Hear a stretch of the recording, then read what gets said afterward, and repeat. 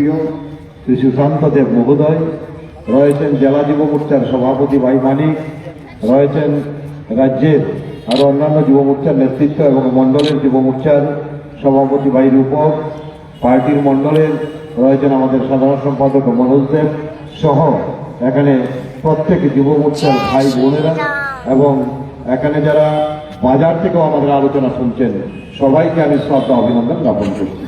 বিস্তৃত আলোচনা রেখেছি, আর বলার কিছু থাকে না সেখানটায়।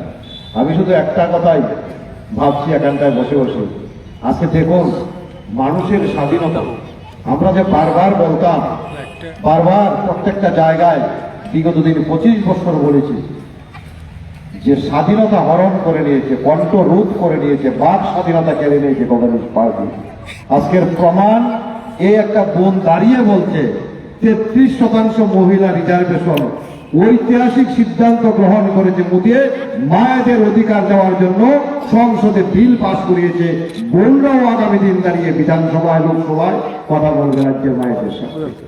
এই যে ভাবনা, এই যে চিন্তাধারা, এটা একমাত্র সম্ভব ভারতীয় জনতা পার্টির পক্ষে। কারণ ভারতীয় জনতা পার্টি মনে করে আমরা ভারতবর্ষ একটা পরিবার, ভাজপা পরিবার, সকলের জন্য কাজ করা, এই মানসিকতা নিয়ে আমাদের সরকার, আমাদের সর্বোচ্চ নেতৃত্ব নরেন্দ্র মোদীজি সেই পথে চলতে চায়। আমি ভাবি উনার যে চিন্তাধারা, ভাবনা, আমরা তো অনেক প্রধানমন্ত্রী দেখেছি, অনেক সরকার দেখেছি, কিন্তু ওনার ভাবনার সঙ্গে ধারে কাছে উনি বিগত দিনের সরকারগুলো। আজকে নিজে দেখবেন বাজার হাট স্বচ্ছ ভারতে নিজে ঝাড়ু নিয়ে ঝাড়ু দিচ্ছে, নিজে সাফাইয়ের কাজ করছে, নিজে রেগার টুকরি নিয়ে মাটি নিচ্ছে, নিজে মাসে একবার দেশের মানুষের সঙ্গে কথা বলছে মনকে বাদ নিয়ে। মনকে বাদের অনুষ্ঠানটা আপনারা দেখেছেন, কথা বলছে। কোথায় দেখেছেন, কোন দিন দেখেছেন, কোন বছর দেখেছেন মোদিজি আসার আগে কোনো ব্যক্তি এইভাবে মানুষের সঙ্গে, জনগণের সঙ্গে কথা বলে? আর বাদ দিন প্রধানমন্ত্রী, এই রাজ্যে যে বিগত দিন মুখ্যমন্ত্রী ছিল কমিউনিস্ট সরকারের, কয়বার দেখেছেন এই খোয়াই জেলায় 25 বছরে? 2 থেকে 3 বার দেখেছেন, জানি না দেখেছেন কিনা, দেখেছেন, আমি দেখি।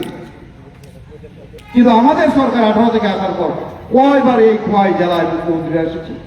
আজকে রাজ্যের সভাপতি, বিধায়ক, কালকে থেকে অধিবেশন, তারপরও আপনাদের সঙ্গে সেই চৌপল বৈঠকে মিলিত হওয়ার জন্য, শেয়ার করার জন্য, কথা বলার জন্য এই জায়গায় উপস্থিত।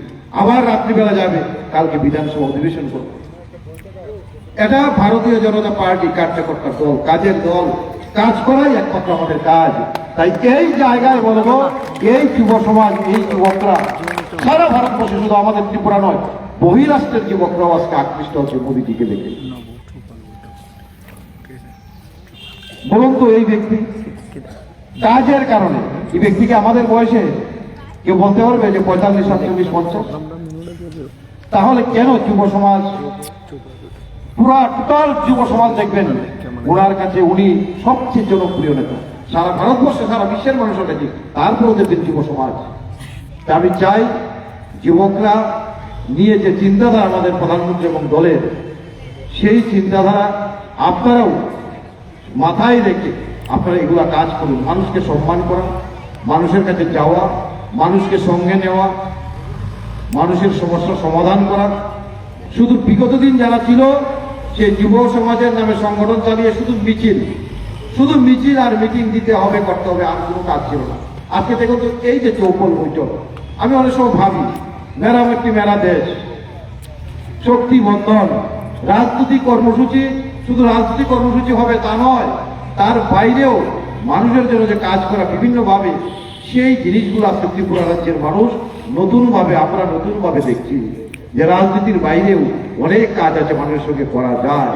আর বিগত দিন এই রাজ্যের সংস্কৃতিকে নষ্ট করে অপসংস্কৃতি আমদানি করেছে কমিউনিস্ট পার্টি। শুধু মিছিল মিটিং এর নামে মানুষকে রাস্তায় নামাতো, হাঁটাতো, আর কোনো কাজ ছিল না, চাঁদাবাজি ছাড়া।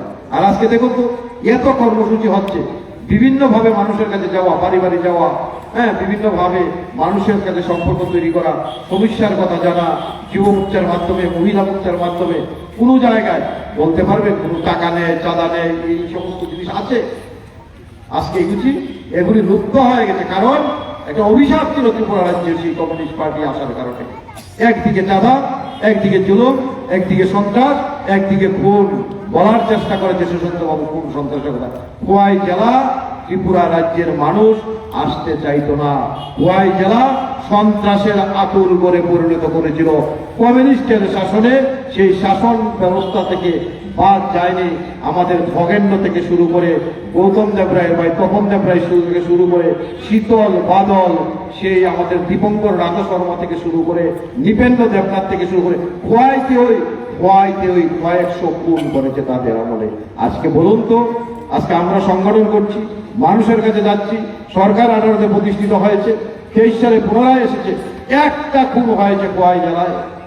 কি কমিউনিস্টের কি কংগ্রেসের একটা খুন হয় না? কারণ আমাদের পার্টির মধ্যে এই নীতি আদর্শ নেই।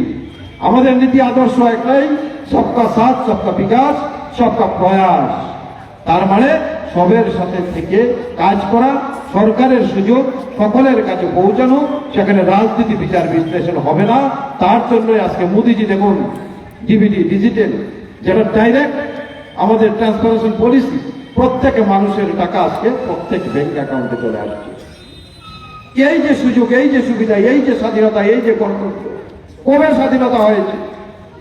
স্বাধীনতার স্বাদ আমরা পাই আজকে মোদিজির কারণে। মাঝখানে আমরা পেয়েছিলাম অটলজি ক্ষমতায় ছিলেন, এই যে গ্রাম সড়ক যোজনা অটলজির মাধ্যমে, অন্তত অটলজির কারণে আজকে ওনার চিন্তাধারাকে সামনে রেখে আমাদের মোদিজি কাজ করছে। এবং প্রত্যেকটা জায়গায় কিভাবে রাজনীতি বিচার বিশ্লেষণ না করে সারা ভারতবর্ষের মায়েদের জন্য, যুবকদের জন্য, গরিব কল্যাণ, আর একটা ছেলে বলেছে গরিব কল্যাণ অত্যন্ত গুরুত্বপূর্ণ।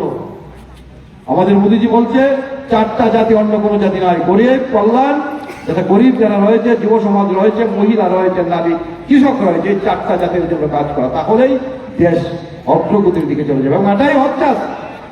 আমি ধন্যবাদ জানাই আজকে রামচন্দ্রঘাট মন্ডলের পক্ষ থেকে সেই চৌপল বৈঠকের মাধ্যমে আলাপ বার্তা এখানে হয়েছে, সবার সঙ্গে মিলিতভাবে আমাদের প্রেসিডেন্ট সাহেব কথা বলেছেন, আমরাও বলার চেষ্টা করেছি।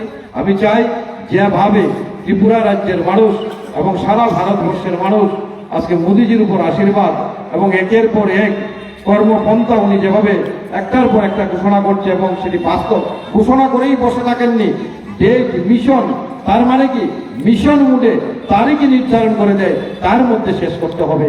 মুখ্যমন্ত্রী আরোগ্য যোজনার কথা বলেছেও, পাবেন না কোনো জায়গায়। কমিউনিস্টের কারণে অনেকে আয়ুষ্মান থেকে বাদ হয়েছে, সেই দিন সুযোগও পায়নি, রাজনৈতিক কারণে বাদ দিয়ে রেখেছে। অনেকে আমাদের বাড়িতে যায় অসুস্থ হয়ে, আমরা সহযোগিতা করি, কিন্তু আয়ুষ্মান কার্ড নেই। ওই কথাটা যখন রাজ্যের মুখ্যমন্ত্রীর নজরে আমরা নেওয়ার চেষ্টা করেছি, মুখ্যমন্ত্রী বলে যে সেটা আমি করবই। উনি প্রধানমন্ত্রীর সঙ্গে কথা বলে সেই আয়ুষ্মান, প্রধানমন্ত্রীর যে স্বাস্থ্য বিমা কার্ডটা রয়েছে 5 লক্ষ টাকা, তদ্রুপ ত্রিপুরা রাজ্যের মুখ্যমন্ত্রী আরোগ্য যোজনা 5 লক্ষ টাকার বেনিফিট, এবং সেটা শুরু হয়ে গেছে। আমার কাছে যতটুকু খবর, অনলাইনে 4 দিনে প্রায় 70,000 পেরিয়ে গেছে। আপনারা যাদের নেই সিএসসি সেন্টারগুলিতে অনলাইনে ফিল আপ করে তাদের কাজ সুযোগ করেন। কারণ আমরা মানব জাতি, কখন অসুস্থ হই ঠিক নেই, অসুস্থ হতেই পারি, কিন্তু তার জন্য সাপোর্টিং ব্যবস্থা আমাদের সরকার, আমাদের মুখ্যমন্ত্রী করেছে। বিগত দিনে এই ধরনের চিন্তাধারা তো দূরের কথা, শুধু কেন্দ্র দেয় না সেই সমস্ত গল্প শুনতাম। আর আজকে আমরা 6 বছরের মধ্যে আমরা বুঝতে পেরেছি আসলে সেই দিন সেটা ছিল কংগ্রেস কমিউনিস্টের নাটক, আর কিছু নয়। পরের কাঁধে দোষ চাপিয়ে নিজেরা বারবার সেই ক্ষমতা ভোগ করেছে। আজকে রাজ্যের মানুষ সচেতন হয়ে গেছে, সক্রিয় হয়ে গেছে, বুঝতে পেরেছে ডিজিটাল পরিষ্কার প্রত্যেকের হাতে ফেসবুক, মোবাইলের মাধ্যমে সেকেন্ডে সমস্ত খবর বেরিয়ে যাচ্ছে এবং মিথ্যা বলার